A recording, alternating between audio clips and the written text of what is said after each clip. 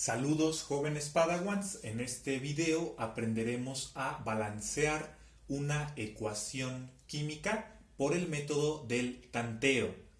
Primero vamos a definir una ecuación química.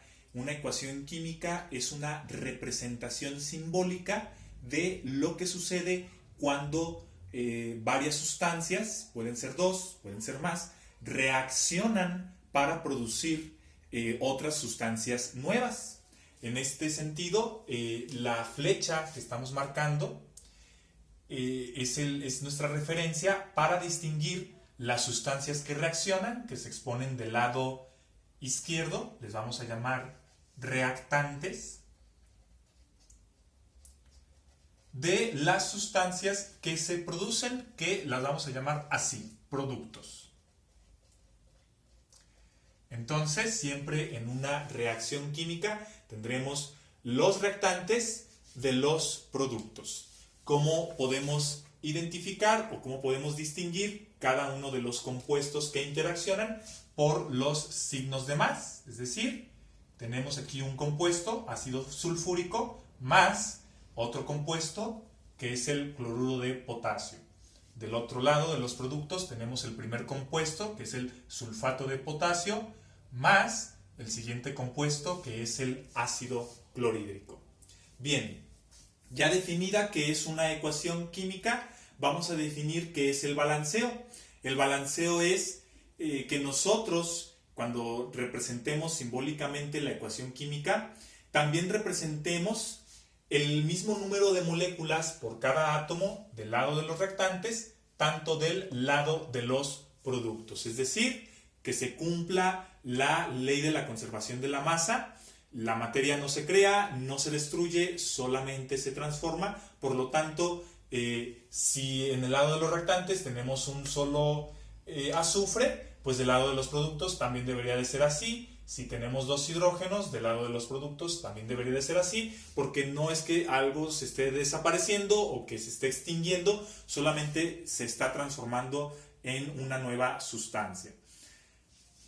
El método de tanteo es un método por prueba y error, donde nosotros vamos a distinguir visualmente las cantidades que hay por cada átomo del lado de los reactantes y también del lado de los productos, y si hay algún átomo que no está balanceado, pues los vamos a balancear. Para ello, primero vamos a balancear los elementos que son metales. Después siguen los que son no metales. Y finalmente dejamos hidrógenos y oxígenos. Entonces, el primer paso para balancear es identificar en esta ecuación química qué elementos son metales. A simple vista, el potasio es un metal. Y lo ponemos debajo de la flecha.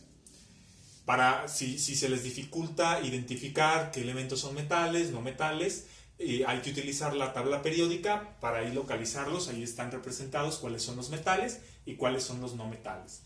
Bueno, ya no hay otro metal, entonces siguen los no metales. El azufre es un no metal. El cloro también es un no metal. Y terminamos. Siguen los hidrógenos. Y finalmente los oxígenos. Los oxígenos los dejamos hasta el final. El siguiente paso es contar las moléculas que tenemos por cada elemento. Los subíndices nos indican cuántas moléculas tenemos para cada uno de los elementos. ¿Cuáles son los subíndices? Pues es el número chiquito que acompaña a cada elemento. Y bueno, aquí tú te preguntarás, hay elementos que no tienen subíndices, como por ejemplo el potasio. Eso es porque su subíndice es 1. Si no está indicado su subíndice, asumimos que es el número 1. Entonces, ¿cuántos potasios tenemos del lado de los reactantes? Tenemos solamente 1. ¿Cuántos potasios tenemos del lado de los productos? Tenemos 2. Y listo. Ya identificamos la cantidad de átomos de potasio del lado de los reactantes y del lado de los productos. Vamos ahora con el siguiente elemento, que es el azufre. Como tampoco tiene un subíndice indicado, es el número 1. Y del lado de los reactantes, de los productos, es decir, tenemos también un azufre. Siguiente es el cloro. También solamente tenemos un cloro del lado de los reactantes y del lado de los productos tenemos un cloro. Hidrógenos. Del lado de los reactantes tenemos 2 hidrógenos y del lado de los productos solamente tenemos 1. Oxígenos, tenemos 4 oxígenos del lado de los reactantes y del lado de los productos tenemos 4 también. De esa forma ya identificamos la cantidad de átomos por cada elemento, tanto del lado de los reactantes como del lado de los productos. El siguiente paso es hacer el balanceo. Para ello vamos a identificar los elementos que están desbalanceados, es decir, que no contienen el mismo número de átomos en reactantes y en productos. A simple vista podemos identificar al potasio como uno de esos elementos y también al hidrógeno. Y bueno, como organizamos de esta forma, primero metales, no metales, hidrógenos y oxígenos, los vamos a balancear en ese orden. Primero balanceamos el potasio y finalmente dejamos al hidrógeno.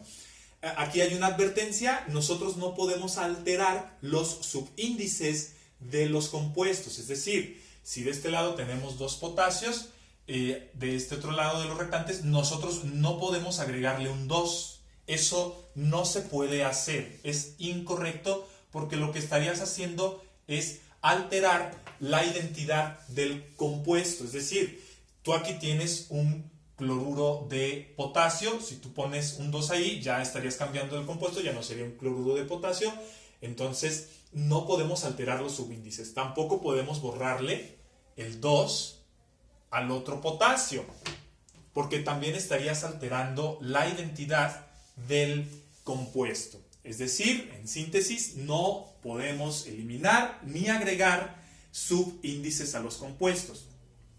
Lo que podemos hacer es agregar coeficientes numéricos a los compuestos. El coeficiente numérico se pone a la izquierda del compuesto y es un número grande. Es decir, si de este lado tenemos en los productos 2 potasios, podemos agregar el coeficiente 2 del lado de los reactantes y ahora también tendremos 2 potasios también.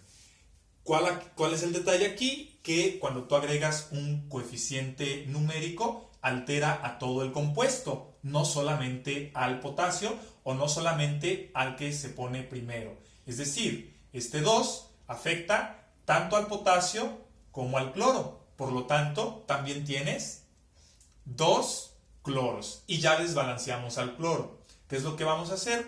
Nos vamos a ir al lado de los productos y vamos a colocar un 2 donde se encuentra el cloro. Pero no lo podemos colocar entre el hidrógeno y el cloro porque toda esta sustancia es un compuesto. Siempre el coeficiente numérico se pone a la izquierda del compuesto.